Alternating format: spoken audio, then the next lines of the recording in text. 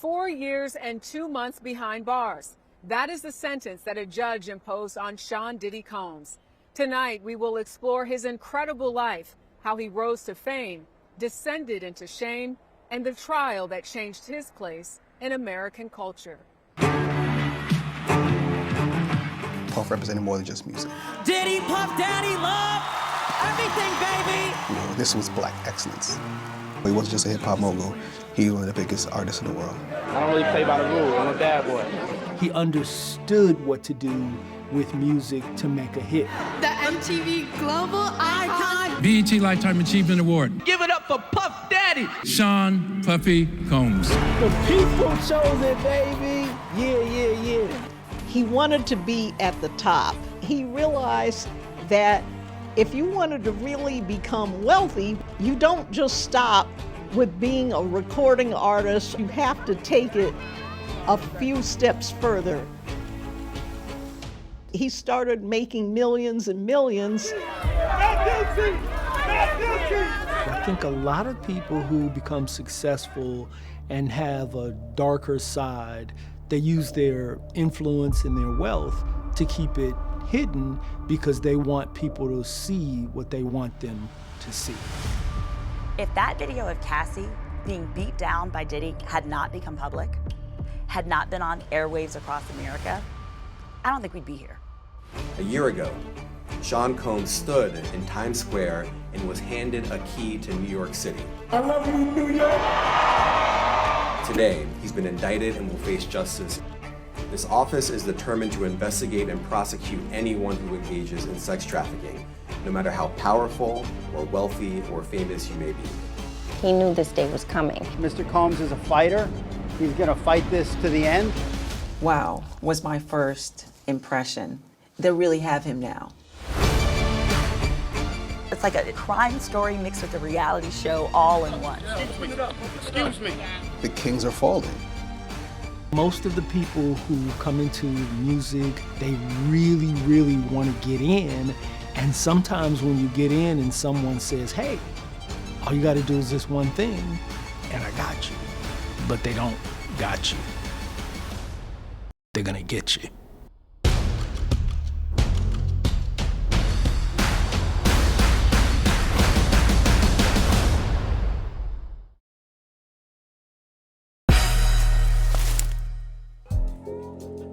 Before he was Diddy, or Love, or Puff Daddy, or Puffy, he was simply Sean John Combs. Born in 1969 in Harlem, he was raised by a single mother in Mount Vernon, New York, after his father was violently shot to death. During his teenage years, he earned the nickname Puffy due to his quick temper. He would later go on to attend Howard University. At Howard, he was doing a lot of parties. Daryl James is the author of Becoming Diddy, the making of Sean John Combs from mogul to monster. He's a bright guy, so he came up with some really clever marketing ploys that worked. In 1990, Combs landed an internship at Uptown Records. Sean Combs was going to outwork everybody. He didn't just observe, he soaked it in. He took what he learned and then, learned how to add on to it culturally. Bonsu Thompson is a writer and producer. He goes from dog intern to assistant to production assistant to artist and repertoire on to becoming his own exec. He seemed to be somebody that definitely wanted to rise in the music business. Cynthia Horner, a well-known hip-hop journalist in the 80s and 90s, is the publisher of Right On magazine. She covered Diddy's career from the very beginning. He knew how to throw all the best parties, and he knew all the latest music. All the other record company executives looked at him as the go-to person, so they put him in charge of all these different artists. He soon dropped out of Howard University and focused entirely on music at Uptown Records. Becoming the #1 guy there, his ego blows up so much that he gets himself fired, but has the talent, connections, and the vision to build his own label. In 1993, he launched Bad Boy Records. His first signed artist was Craig Mack, but one of the most well-known artists was Biggie. Diddy produced Biggie's debut album in 1994, Ready to Die. The The album went platinum with over 1 million sales in a year. Biggie's look was not the traditional look, but having better access to clothing, which Puffy could definitely do something about, he just had that it factor. As a marketing man, this guy was on point. He wasn't really a producer per se because he's not musically inclined, but he understood what to do with music to make a hit. The hits with Bad Boy continued. In 1997, there was excitement to Biggie's follow-up album until it came to a devastating halt when Notorious B.I.G. was shot and killed at a Los Angeles intersection. How did Biggie's death impact Combs? There was so much interest in Biggie's death that it just propelled Puffy to superstardom because he was still around. Biggie wasn't. Soon after Biggie's death, Diddy released his song, I'll Be Missing You, which earned him his first Grammy. When Biggie passed, he took the opportunity to honor his slain artist, but also live his artist dreams. And I mean, I sold a lot of records out the gate. Biggie's second album, released posthumously, Life After Death, was a massive success, and it gave Diddy the opening to create even more music. He went and just started going through all the 80s songs that were really, really hot and sampling those songs. So right about that time, most of us who were in our 20s and 30s, we were kind of keyed into that music, and it worked, and it was powerful. But as his dreams were coming true, he got a wake-up call. The 31-year-old rap mogul told a packed courtroom a gun that was found in his car was not his, and when asked if he knew where the gun came from, replied, absolutely not. In December of 1997, Combs was charged with illegal possession of a firearm in connection to a shooting inside a Times Square nightclub. It's not a good feeling to be sitting in that chair where other people, you got 12 people, that are in control of your life. In 2001, the jury found Combs not guilty. Just 2 weeks later, he changed his stage name to P. Diddy and continued his path to becoming a mogul. He almost throws as good a party as me. I knew that was coming. Almost. Diddy became the executive producer and host of Making the Band on MTV, which at its height was seen by over 50 million viewers. This is the real deal right here. He also launched a signature sportswear collection, Sean John, which at one point grossed over $500 million annually. He didn't stop with the clothing either. No, because he also had Ciroc, because he noticed that when you have these videos, a lot of the rappers would talk about what they drank. By 2014, Ciroc was selling more than 2 million bottles a year. Diddy left the vodka brand 10 years later with a payout topping $1 billion. So how y'all feeling out there? With the success of his music and businesses came a star on the Hollywood Walk of Fame, Forbes listing him as the world's highest paid celebrity, a Lifetime Achievement Award from BET, and an MTV Global Icon Award. Diddy was now a brand, and he was on top of the world. If there's a face to rap becoming rich, it's Puff. He's the guy. He told me a long time ago that he wanted to be wealthy. He wanted to be at the top. Puff represented more than just music. This was Black excellence. He was a marketing genius who got an opportunity in music and got in and really, really made an impact. And then it all just went sideways.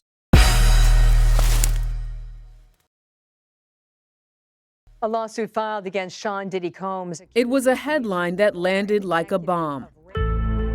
On November 16th of 2023, Cassie Ventura, singer, model, and former partner of Sean Diddy Combs, filed a lawsuit accusing him of rape, trafficking, and years of brutal abuse. I think it all started for Combs when Cassie came forward.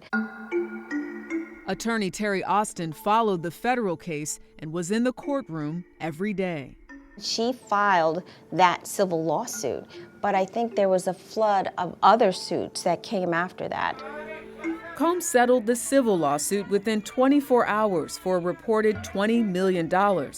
After vetting, we now represent 120 individuals who intend to bring civil claims in civil court against Sean Diddy Combs. In March of 2024, federal agents raided Combs' homes in Los Angeles and Miami. The Department of Homeland Security has raided the homes of Sean Diddy Combs. Agents seized guns, drugs, and surveillance footage, but it was something else that was making headlines. Prosecutors say more than 1,000 bottles of baby oil were found, allegedly used to stock hotel rooms for orchestrated sex parties known as freakoffs. Oh, the guns, the baby oil, the baby oil. Judy Saunders is a leading sexual abuse and human trafficking attorney. That's all you saw. It went viral. Memes about that. That's made it a little bit of a public spectacle for both sides. Simone Redwine is also a lawyer and a reality TV star who followed the case against Combs. The significance of establishing that there was 1,000 bottles of baby oil, and in court they'd show the videos, the caseloads, they show where they were stored, is to show just how prevalent these freakoffs were, how many different people were involved. Then, in May of 2024, surveillance footage surfaced from a Los Angeles hotel in 2016. Combs was seen chasing Cassie, slamming her to the ground and kicking her. After the video aired, Combs apologized, saying he was disgusted by his actions. I mean, I hit rock bottom, but I make no excuses. My behavior on that video is inexcusable. Let's be frank.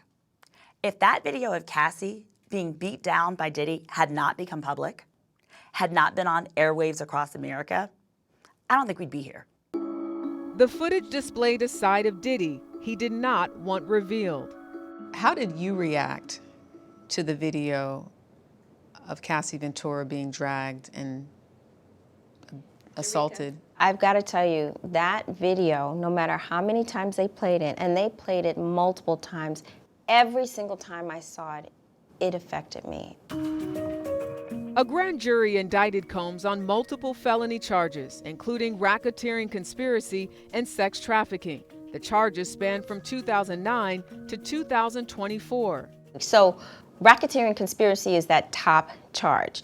And to prove that, you have to prove there's a criminal enterprise and that it was engaged, that there was interstate criminal activity. Now, we know there's an enterprise because it's literally called Sean Combs Enterprises. And the enterprise does not have to be created for criminal reasons. What they have to show is that he actually used employees to execute these crimes. In September of 2024, Combs was arrested at a New York hotel. He was denied bail. Mr. Combs is a fighter. He's going to fight this to the end. He's innocent. I think part of the reason he didn't get bail is because he knew this day was coming. And the allegation is he was trying to call potential witnesses and obstruct justice and tamper with these witnesses. So there was evidence that he made a few calls. Combs has denied any wrongdoing. His legal team calls the case a money grab built on lies and opportunism. When he called it a money grab, that's a common, defense, whether it's your publicist or damage control to have that come out. Before the first witness was called, prosecutors laid out their case with text messages, videos, and digital files painting a picture of fear, control, and systemic abuse. But none of it would matter without a jury. Everyone I've spoken to has said that is the most important part of a case. Who is sitting on that jury? Exactly. It is critical, and there are a lot of people who think it is the most important part. Yes, you want to make sure you pick people who can understand your perspective, but there's no guarantee. This trial would hinge on the women who say they were abused, on the employees who allegedly watched it happen, and the insiders who remained silent. And it would begin with the woman who said she survived it all. This was the testimony I think everybody was waiting for. I think she was the pivotal witness for that case. No doubt about it.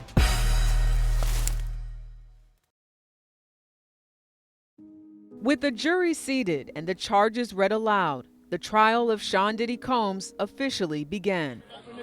Outside, it was a media circus. Long lines formed before sunrise. Content creators and news crews jockeyed for space. The Combs family walked in united, silent, hand in hand, only adding to the spectacle. But inside the courtroom, all eyes were on the government's star witness, Cassie Ventura. There was lots of details as to what he did to her, what he forced her to do, actual sexual acts, all included in that, and that's where the prosecution got much of their information. Cassie walked in visibly pregnant, supported by her husband and family. She didn't look at Combs, but he never took his eyes off of her. She is beautiful, drop dead gorgeous. When she walks in the room, she has a certain presence about her, and you can't help but look at her and say, wow, she is a beautiful woman. And she dresses impeccably. And when she walked in the room repeatedly, she didn't look at him. I think she commanded the room. She described a relationship that was intoxicating and isolating. It started with charm, but spiraled into what she called all-consuming control. I think that Miss Ventura was able to tell us a story of meeting this very powerful, very charismatic individual at such a young age, which is extremely important. How wonderful is it to be flattered, to be chosen, so to speak, by someone like that? She recalled the so-called freakoffs, or drug-fueled sex marathons with escorts that she says Combs would watch and direct, saying she was filmed without consent. There are a lot of salacious allegations and descriptions about those sexual nights, the freak-off nights. And at times it was kind of unbelievable to think, were they really being intimate like that for 3 or 4 days? The jury paid close attention as she described her pain, saying that when she tried to leave, she was threatened and manipulated. Cassie was absolutely a compelling witness. It was brilliant of the prosecution to have her lead the testimony. And one of the most compelling things that she said on that stand was she read a text message after umpteen beatings from Puffy. And she said in that message, I am not a rag doll. I am someone's child. And it was testimony like that where you could look over at the jury and you would see that they were captured by it. Often in relationships where there is intimate partner abuse, it's important to know, along with physical and sexual, there's also the emotional abuse. Tama Bryant is a licensed psychologist and professor at Pepperdine University.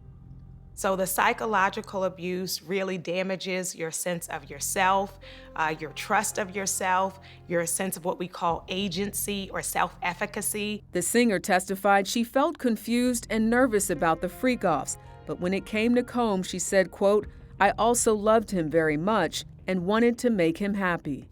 In psychology, we call it please and appease. So I figure out who has the power and the control, and I try to stay on their good side in order to remain safe. Then they will be kind to me.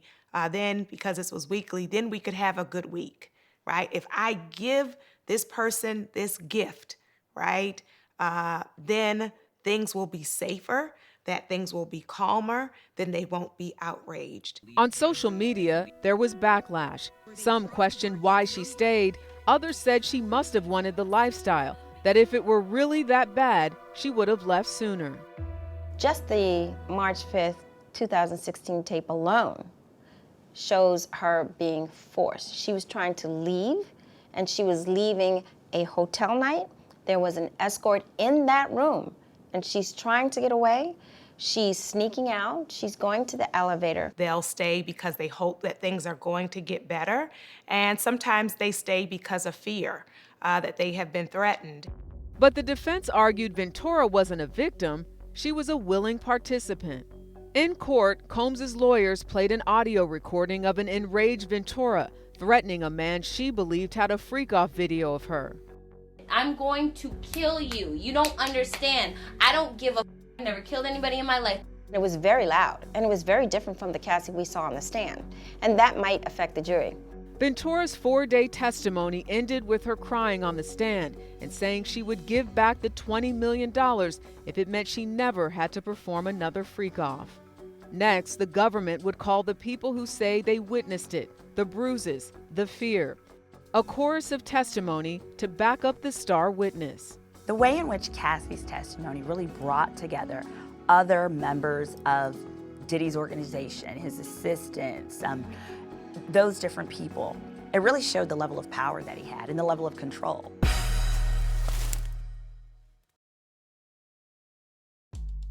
Cassie Ventura's testimony was riveting, but there were many more witnesses to come. Over the course of 7 weeks, there were 34 witnesses, each one building on her story. While many witnesses shared harrowing accounts, 2 stood out for how their testimony gripped the public's attention. There was rapper Kid Cudi, who was Ventura's ex-boyfriend, and Combs' anonymous ex-girlfriend, known only as Jane. The jury in the Sean Diddy Combs sex trafficking and racketeering trial heard from one of his former romantic rivals yesterday, rapper Kid Cudi. Ventura testified she dated rapper Kid Cudi in 2011 after working together and becoming friends. She told the court she didn't tell Combs about the relationship, but he found out during an alleged freak-off because he went through her phone and read some emails. Ventura testified she ended things with Kid Cudi so that no one would get hurt. On May 22nd, Kid Cudi, whose real name is Scott Mescudi, took the stand and corroborated her testimony. Kid Cudi, I think, was a very credible witness. I think he had a certain sophistication to him. I think he came across extremely well to that jury, and I think they believed him. Kid Cudi testified that Diddy came into his home and took his dog and locked his dog in the bathroom, but didn't appear to have hurt him. And I think what that establishes is that Diddy likes to play mind games in that instance. Ventura also testified that Combs threatened to blow up Cudi's car. Cudi testified that a few weeks later, his Porsche 911 convertible was damaged by fire while parked in his driveway. In light of the testimony that we heard about different consistent instances of Diddy exercising force and control and using fear to control those around him, I believe that it was Diddy who, in fact, orchestrated or directed the arson. What about the moment Kid Cudi describes having a meeting at the Soho House? Cassie's there, but then the two of them kind of meet up man to man, and all is forgiven. Cudi says, "What about my car?" And Combs allegedly says, "What car?" Right. And then the question was, what did you think he meant by that? And that's when Kid Cudi said that he, firebombed my car. It wasn't just celebrity friends speaking out.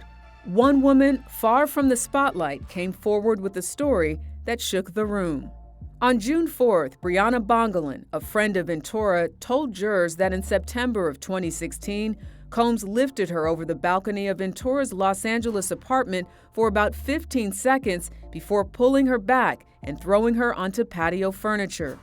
Prosecutors showed the jury photos of her bruises, which they say occurred that night, images that seemed to grab the jury. But the defense pressed hard. They challenged Bongolan on when the alleged incident happened, pointing to travel records showing Combs was in New York for the Bad Boy reunion tour. In other words, Combs was not in LA on the day Bongolan said she was assaulted. It all goes down to credibility. If you don't believe that Brianna Bongolan was dangled off the edge of the apartment, you may not believe anything about the other instances that she talks about of violence. The next day, June 5th, another woman took the stand. Known only as Combs' ex-girlfriend Jane, her story painted a similar picture to Cassie Ventura's in chilling detail. Jane described enduring drug-fueled sex marathons until the hip-hop mogul's arrest in September. What was so different about Jane's story from Cassie's? The common thread that I think runs through Miss Ventura and Jane is that belief, that internal belief, that they honestly believe they can't leave. They have no agency. Jane's testimony really shared testimony and examples of Jane being in love with Diddy, also jealous, but the testimony elicited really showed that she, different than Cassie, liked to actually use the freak-offs to reward or punish Diddy. I want to talk about Jane because she was on the stand longer than Cassie. She was. and she described her relationship as complicated, even today. Why do you think Jane's testimony was so problematic? Well, let me start out by saying I think that any victim who is claiming abuse should be given an opportunity to tell their story. Having said that, I think she came across as someone who was looking for benefits, someone who was in the relationship because she wanted an expensive home, because she wanted to buy expensive bags. She wanted that lifestyle. Jane's testimony may have been anonymous in court, but online, nothing stayed private for long. The Sean Diddy Combs trial became a trending topic, a magnet for influencers to follow the case. Some even crossed the line, exposing Jane's identity and turning her trauma into content. A number of influencers felt that, because they weren't in the courtroom, that it was totally fine for them to name Jane and out these witnesses. But the problem is that it totally defeats the purpose of why they're there testifying under anonymity in the first place. What followed was a digital feeding frenzy. I just spent 8 hours in a room with Diddy. Lana was back on the stand to finish cross-examination. Day 2 of the Diddy trial, you could hear a pin drop. TikToks, live streams, YouTube videos. Everyone seemed to have an opinion, but few had expertise. Her attorneys were really brilliant. They didn't sue just Diddy, they sued his corporation. Simone Redwine was one of the few influencers who used her knowledge of the law to break down the Combs case. Part of the challenge is that these influencers don't have legal backgrounds. So sometimes when they share misinformation by misapplying the law to the facts, it can create issues because people feel that the defendant isn't getting a fair trial. But it wasn't all noise. While some amplified misinformation, others became trusted sources, translating the legal jargon and reaching audiences that traditional media often missed. Viewers are able to get tidbits and little drama, courtroom drama, whether it's in the courtroom and out of the courtroom. They're getting a tea, as we call it, right? But that's what the people want to know. They want to know, what's Diddy wearing? How gray is the hair? It's like its own little reality show where people are both getting the law, but they're also getting the facts. As the prosecution rested, what remained was a question of strategy. Would the defense try to dismantle every voice or try to silence them altogether? Either way, it was their turn to speak. You have to make this relatable to the jury. You have to get them to minimize the level of violence.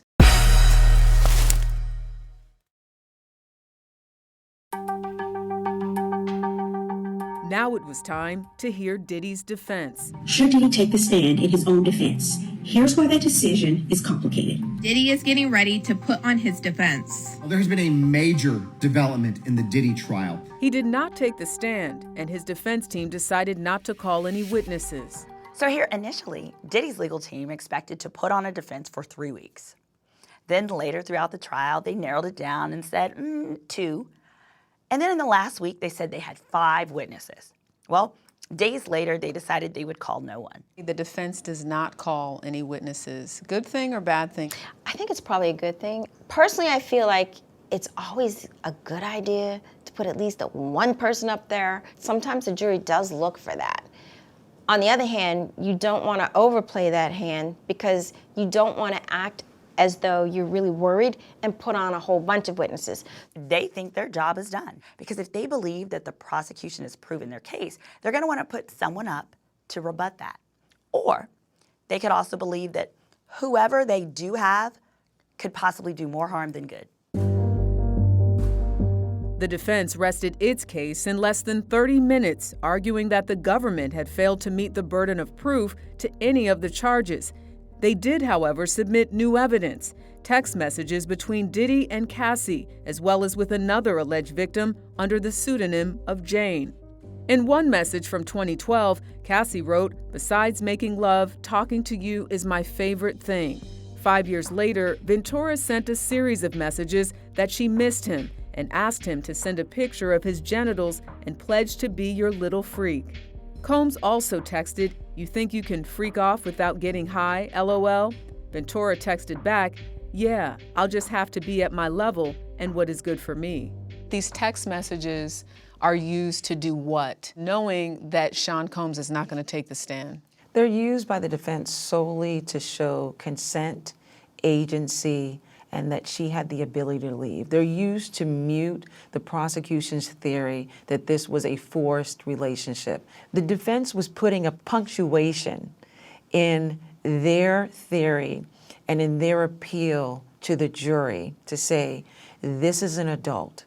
This adult chose this relationship. The next day, the prosecution dismissed some of the charges. Attorney Terry Austin was in the courtroom and explained why. The prosecution decided, okay, do we need to have all of these charges? We've already proven that there's arson. Do we need to prove that there's attempted arson? We've proven that there's bribery. They did pay money to get that tape of Cassie. I think that they went through all of them and decided which ones they could let go of and still have the meat of the argument in their charges. With the few charges dismissed, the prosecution gave its closing remarks. The room was packed. Everybody was expecting this closing statement, and the judge, I think, even was a little bit on edge. It was different because we all know this is wrapping up. Walk us through what happened today. I actually think the prosecution did a great job today. One of the things they had to do was to tie it all together. There were over 30 witnesses and weeks of trial, and I think what Christy Slavic did today was to put that all together. So she went through each count. She laid out the law. She said, this is what the judge is going to tell you. And then she explained to the jury how it all fit with the evidence. I almost get this sense that some people, when I was in the overflow, were talking a little bit. It was the reality that perhaps the prosecution has the goods. Sex trafficking is definitely one of the charges I think they'll get as it relates to Cassie. All you have to do is show that March 5th, 2016 video. There's no question that force was used in that instance. You just need one instance. You don't know what the jury's going to do, but I think they made a good case for that today with that video. The prosecution spent nearly 5 hours giving its closing remarks. The next day, Diddy's defense team gave theirs. We again spoke to attorney Terry Austin, who was inside the courtroom. The atmosphere today was thrilling. It was filled. You could hear a pin drop. The entire family for the Combs was in that courtroom. I do think they were focused and listening to what Mark Agnifilo had to say. Sean Combs also was focusing on that closing argument. He was paying close attention. Mark Agnifilo, who is the lead attorney for the defense team, he had a theme, and his theme was there are two stories to this case. He did a good job at explaining what the defense's position is. In other words, there's consent as far as sex trafficking is concerned. For transportation to engage in prostitution, he said they weren't paying for sex. Where he went a little bit over the line was he questioned the motives of the victim. He tried to say that they were lying in some instances. Diddy's defense spent 4 hours explaining to jurors why they believe he is innocent. But it was the prosecution that had the last word with a rebuttal. That was done by Maureen Comey. She was adamant, and she also focused on just a few points. The count for transportation to engage in prostitution, she said, was laughable. She said, obviously, when they had these freakoffs, these hotel nights, that they were paying for the escort. She tried to make that jury understand that, of course, this was prostitution. If you're getting paid and it's sex, it's prostitution, and that's illegal. The rebuttal took over an hour and court adjourned. Next, it was time for the jury to deliberate.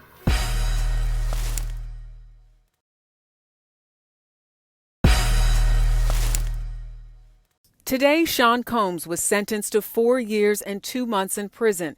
So what does this sentence say about America's tolerance for the power of celebrity and the behavior of those who wield it? And what should we make of the now tarnished legacy of the music mogul known as Diddy? His legacy is secure as far as what his legacy has been since the 90s. I think his legacy as a human being is what is in jeopardy because he's a treacherous human being. What are artists and even executives to learn from this trial? Well, unfortunately, executives, if they're participating in this kind of behavior, they've learned to keep it secret.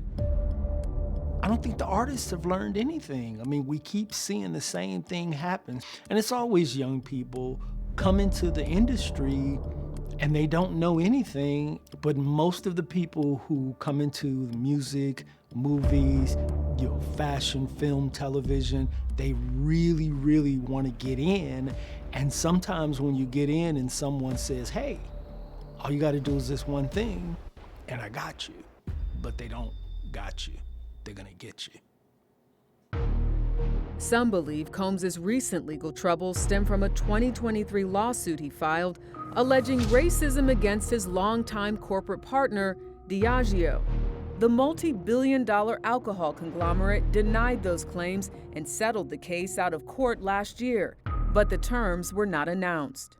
But victims' rights advocates maintain this trial was purely about abuses of power ignored during the height of the Me Too movement.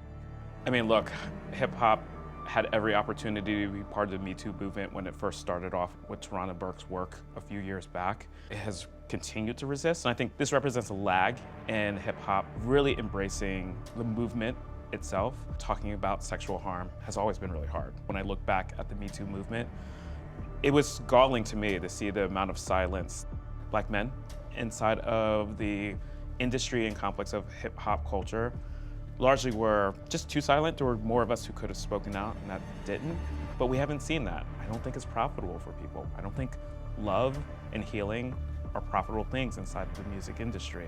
And so I think you have this constellation of things that make it easier for artists, for fans, and for everyone virtually other than victims to remain silent about this. And that silence is a heavier wave than speaking up and speaking out. One group with no problem speaking out, content creators, who showed up to the courthouse in droves, instantly making their perspectives on the case available for the world to watch. And the defense is saying in their motion, well, that can't be true. Because social media influencers are completely changing the way that cases are covered because they are doing the digging and they're bringing it directly to their viewers. The defense is not letting up. They're pulling court records. They're reading it to their audience. And then together the audience is trying to decipher, oh, okay, well, what does this mean in the indictment? So as a result, it's like a crime story mixed with a reality show all in one. These charges in particular, they're sealed, they're done. But part of the challenge is that these influencers don't have legal backgrounds. So sometimes when they share misinformation by misapplying the law to the facts, it can create issues because people feel that the defendant isn't getting a fair trial. The reality is, Combs was able to escape the most serious charges against him, and this 50-month sentence is much less than the roughly 11 years that prosecutors were seeking. But the damage to his reputation is done. The entertainment business is not exactly a bed of roses, and there's so many bad influences. And a lot of people get sucked up in that. They don't think they're going to, but they do. I mean, Sean Combs' story is a little more extreme, but if you think about the history of what has happened to many of these different celebrities, everybody's got a bad story to tell. What impact does that have on the culture? And not just hip-hop culture, American culture. American culture, yeah. It's, the kings are falling, right? It's almost like, is this going to become a trend? What's the next icon that's going to go down? Because it's almost par for the course, right? Only time will tell if hip-hop's future becomes more transparent and perhaps more critical of itself. Sean Combs is huge, and for him to be charged with all of these charges and counts and women, I think is really a pivotal case, and I do think that it could change the scenery. I mean, we had R. Kelly, but I think people are looking at Sean Combs a little differently. I'm hoping that this case becomes a cautionary tale for those who aspire to be Sean Combs, those who are approaching that status, you know, whether you're a mogul, whether it's music, I don't care what business you're in, right? It's about men with power and them abusing them. It's about the system, and the people are the ones that are going to have to change the system. As we digest the end of a case that captivated the public this year, it is also a time to remember that while the criminal trial is over, Sean Combs' legal troubles are not. The self-proclaimed bad boy for life is facing dozens of civil lawsuits. Most of the allegations are related to sexual abuse, battery, and rape. Combs denies those allegations. His net worth is estimated by Forbes to be about $400 million, and he may need all of it to defend against the lawsuits he is still facing and any possible judgments in the future. I'm Jericka Duncan. For all of us at CBS News, thank you for watching.